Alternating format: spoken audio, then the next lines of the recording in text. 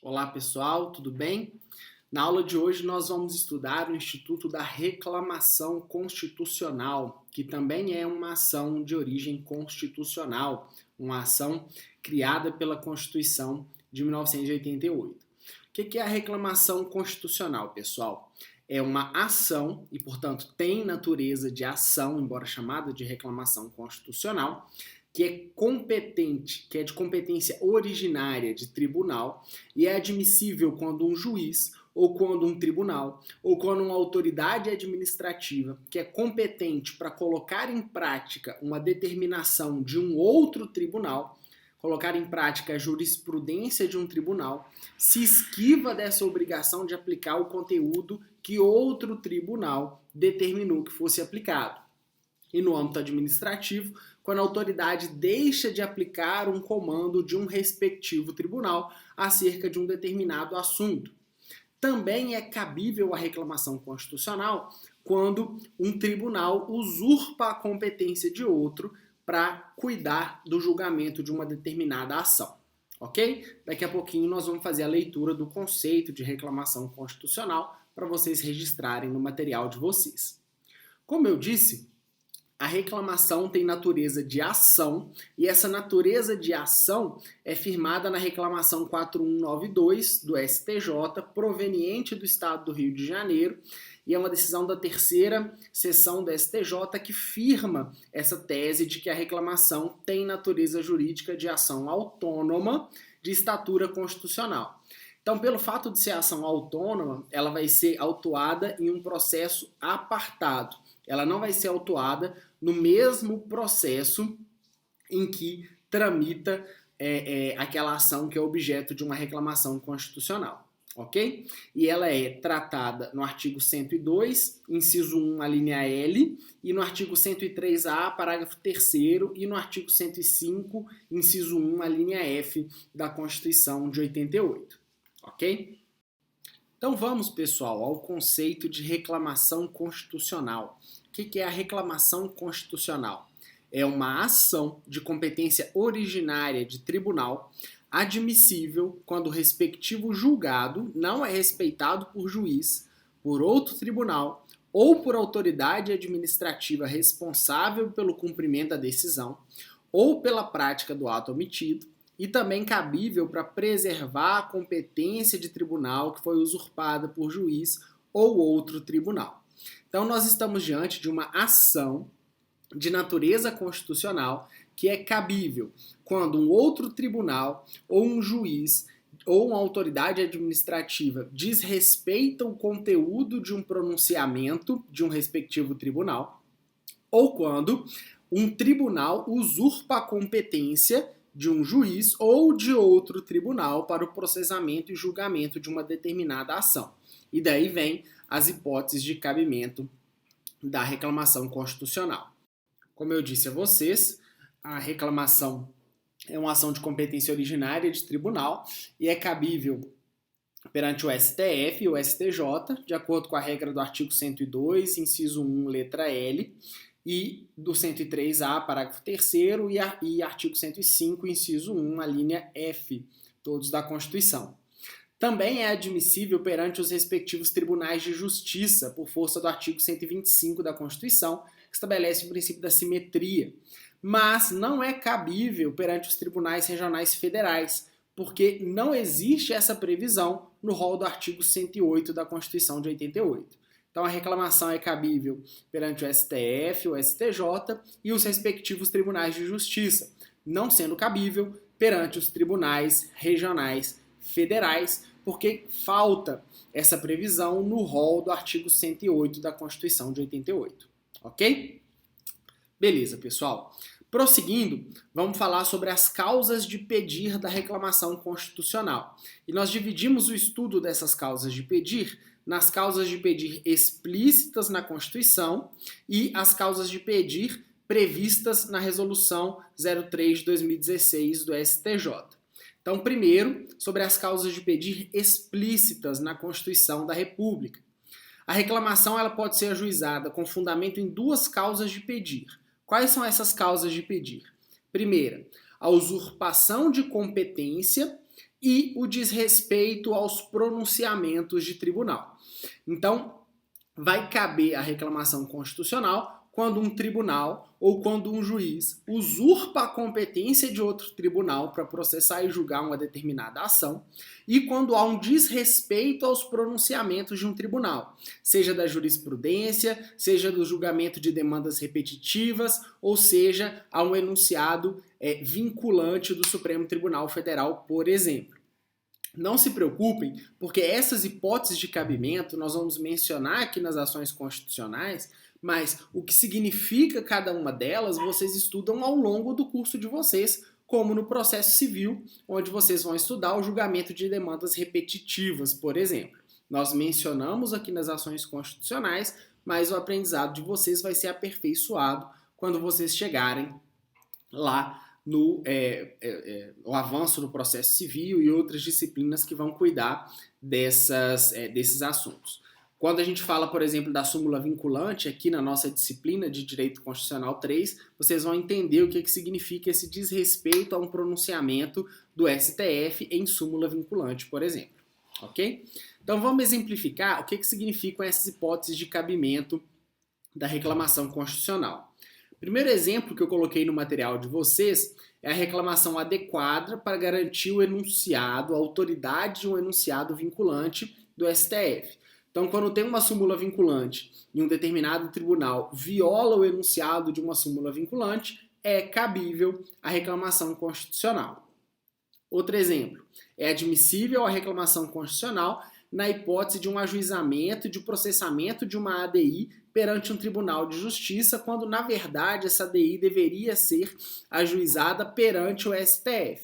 Então, estamos diante de uma usurpação de competência, quando uma determinada ADI está sendo processada e julgada por um tribunal de justiça, quando, na verdade, ela deveria estar sendo processada e julgada pelo STF. No primeiro exemplo, nós temos a aplicação da causa de pedir da reclamação constitucional de uma desobediência a um comando de um tribunal, e no segundo exemplo, nós temos da usurpação de competência. Outro exemplo de usurpação de competência é a reclamação constitucional sendo admissível para preservar a competência do tribunal ad quem, ou seja, do tribunal ao qual se recorre, para processar e julgar a ação rescisória dos respectivos julgados. A ação rescisória vocês também vão aprender ainda no processo civil. É uma das possibilidades de se questionar uma decisão judicial após o trânsito em julgado de uma determinada decisão. Então, a ação rescisória ela deve ser processada e julgada no âmbito do mesmo tribunal que proferiu a primeira decisão. Caso haja a usurpação de competência, aí também vai ser cabível a reclamação constitucional. Todos esses exemplos, nós falamos sobre a aplicação disso no descumprimento de uma decisão judicial pelo próprio Poder Judiciário. Mas também é cabível a reclamação constitucional caso uma autoridade administrativa viole o comando de uma decisão judicial. Nesse caso, nos atos de omissões de autoridades administrativas, a reclamação constitucional ela só vai ser admissível após o esgotamento das eventuais vias administrativas disponíveis. Sendo essa, pessoal, a regra do artigo 7º, caput e parágrafo 1º da Lei 11.417 de 2006, que é a lei federal que cuida da edição, revisão e o cancelamento de enunciado de súmula vinculante pelo Supremo Tribunal Federal e que vai ser objeto de estudo ainda dessa nossa disciplina. Vamos fazer então a leitura do caput do artigo 7º e parágrafo 1º da Lei 11.417 de 2006.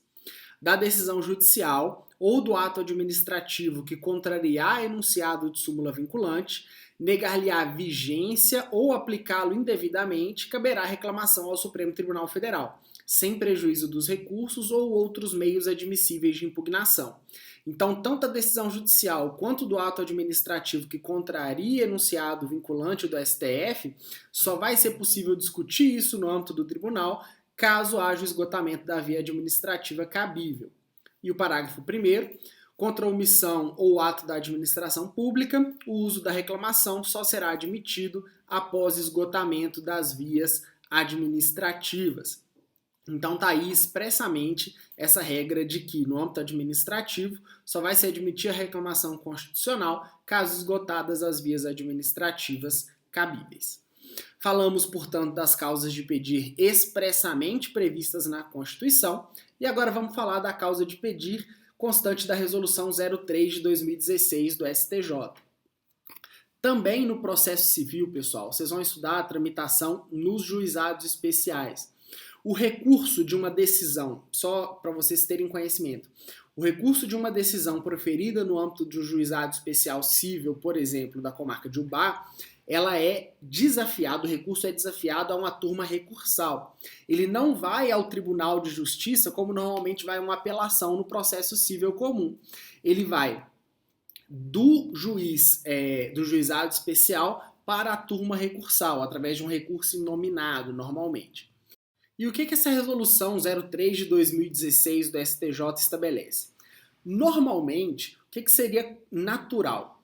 Uma decisão de uma turma recursal, que é a segunda instância do juizado especial, se ela contrariasse um enunciado do STJ, como uma súmula do STJ, por exemplo, seria competência do próprio STJ resolver uma reclamação constitucional que versasse sobre uma decisão de uma turma recursal que estaria em desacordo com o dispositivo da súmula do STJ. Mas essa resolução 03 do STJ estabelece que, na verdade, a competência vai ser dos tribunais de justiça. Então, se houver uma incompatibilidade entre uma decisão de uma turma recursal estadual e um enunciado jurisprudencial do STJ, a competência para resolver esse litígio entre o enunciado do STJ e da turma recursal estadual vai ser do Tribunal de Justiça. Então, suponhamos que em Ubá, a juíza do juizado especial proferiu uma sentença que foi desafiada através de um recurso inominado e a turma recursal, aí da região de Ubá, decidiu manter a decisão da juíza de primeiro grau. Essa decisão, contudo, que a turma recursal manteve, contraria uma súmula do STJ. O natural seria uma reclamação constitucional no STJ, que tramitaria no STJ, que ia questionar essa inobservância desse enunciado do STJ pela turma recursal de Ubá. Mas o que a resolução 03 de 16 estabelece? Que a competência vai ser do Tribunal de Justiça de Minas Gerais, através de câmaras reunidas ou sessão especializada do TJMG, que vai julgar essa incompatibilidade nessa reclamação constitucional entre o enunciado do STJ e a decisão da turma recursal de Ubá. Então, é uma hipótese de causa de pedir prevista, não na Constituição, mas na Resolução 03 de 16 do STJ, do Superior Tribunal de Justiça. Ok? Vamos falar um pouco sobre a legitimidade ativa e a petição inicial da reclamação constitucional. Essas regras estão lá no artigo 988 do Código de Processo Civil. A reclamação constitucional pode ser ajuizada pelo Ministério Público, bem como por litigante prejudicado nas seguintes hipóteses. Inciso 1, hipótese de preservar a competência do tribunal. Inciso 2, garantir a autoridade das decisões do tribunal, que nós já estudamos. Inciso 3, garantir a observância de enunciado de súmula vinculante e de decisão do STF em controle concentrado de constitucionalidade. Ou seja, caso não se aplique o conteúdo de uma decisão do STF em controle concentrado, também é cabível a reclamação constitucional. Inciso 4. Garantir a observância de acórdão proferido em julgamento de incidente de resolução de demandas repetitivas ou de incidente de assunção de competência.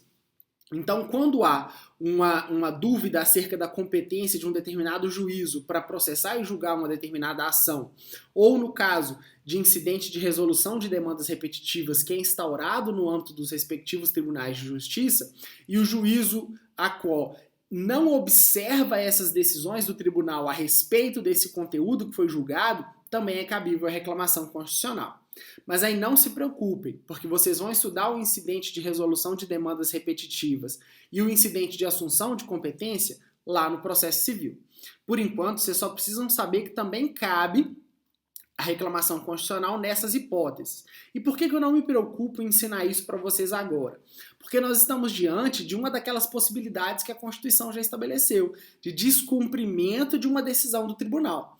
Ainda que de forma genérica, que nós estudamos aqui no Constitucional 3, lá no processo civil, vocês vão saber que o descumprimento dessa ordem do tribunal pelo juízo ACO também vai possibilitar o ajuizamento de uma reclamação constitucional. Ok? E quando não vai ser admitida a reclamação constitucional? Quando ela é proposta após o trânsito em julgado da decisão reclamada e quando ela é proposta para garantir a observância de acórdão de recurso extraordinário com repercussão geral reconhecida ou de acórdão proferido em julgamento de recurso extraordinário ou especial repetitivo quando não esgotadas as instâncias ordinárias. Ou seja, quando ainda couber recurso contra o julgamento num recurso extraordinário ou um recurso especial que tem repercussão geral reconhecida ou em demanda repetitiva, também não vai caber reclamação constitucional. E por que não vai caber reclamação constitucional? Porque ainda cabe recurso, ok? Também não se preocupem, porque vocês ainda vão estudar o que é o recurso extraordinário, o que é o recurso especial de demanda repetitiva ou com repercussão geral reconhecida lá na disciplina de recursos cíveis. Por enquanto, a gente só vai estudar essas hipóteses de não cabimento da reclamação constitucional. Mas aí, pessoal, a gente tem que fazer tem que chamar a atenção de vocês para uma observação. Como a reclamação constitucional ela é cabível antes do trânsito em julgado de uma ação, é possível que a reclamação tramite junto com um determinado recurso cabível contra a decisão que se impugna também pela reclamação constitucional. Mas a tramitação da reclamação não prejudica o recurso, bem como a decisão no recurso ou até a inadmissibilidade do recurso não prejudica a tramitação da reclamação constitucional pertinente. Ok? A reclamação ela é dirigida ao presidente do tribunal por petição, então o endereçamento é o presidente do respectivo tribunal e ela é instruída com a prova documental pertinente. Depois ela vai ser distribuída a um juiz relator, ao desembargador relator ou ao ministro relator, que vai analisar a pertinência daquela reclamação constitucional. É importante frisar também que o julgamento da reclamação ela vai ser de competência do órgão jurisdicional que se busca preservar essa competência ou a autoridade de quem se pretenda garantir. Então, se nós estamos diante de um questionamento de uma decisão administrativa, por exemplo, que contraria um julgado da 5ª Câmara Civil do Tribunal de Justiça de Minas Gerais, a reclamação constitucional vai tramitar na 5ª Câmara Civil do Tribunal de Justiça de Minas Gerais. Ok? Nós estamos buscando preservar a autoridade da 5ª Câmara Civil do Tribunal de Justiça de Minas Gerais. Então a reclamação vai tramitar nessa respectiva Câmara. Depois que o relator recebe a petição inicial, ele vai requisitar as informações da autoridade a quem foi imputada a prática do ato impugnado, que vai prestar essas informações no prazo de 10 dias. Seja um juiz ou seja a autoridade administrativa que está em tese desobedecendo o conteúdo de um comando jurisdicional. Se necessário, ele vai ordenar a suspensão do processo ou do ato impugnado para evitar um dano irreparável. É como se fosse aquela medida cautelar que nós estudamos nas outras ações constitucionais. Ele também vai determinar a citação do beneficiário da decisão impugnada, ou seja, da outra parte, para que no prazo de 15 dias ele apresente a contestação a essa reclamação constitucional. Na reclamação que o Ministério Público não seja parte, ou seja, na reclamação que o Ministério Público não tenha ajuizado, ele vai ter vista do processo por 5 dias, após o decurso do prazo para informações e para o oferecimento da contestação por parte da autoridade que nós estamos impugnando e por parte da parte que vai ser beneficiada com essa respectiva decisão.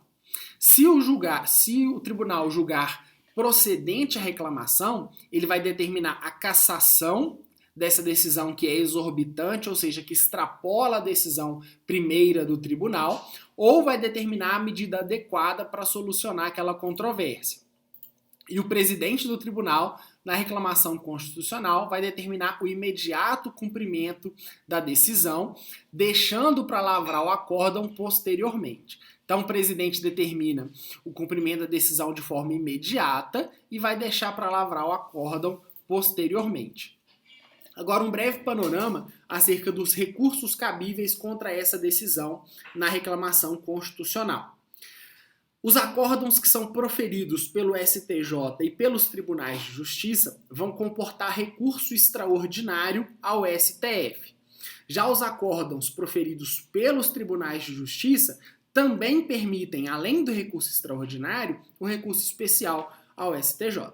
Mas também não se preocupem, porque vocês vão estudar isso na disciplina de recursos, ok?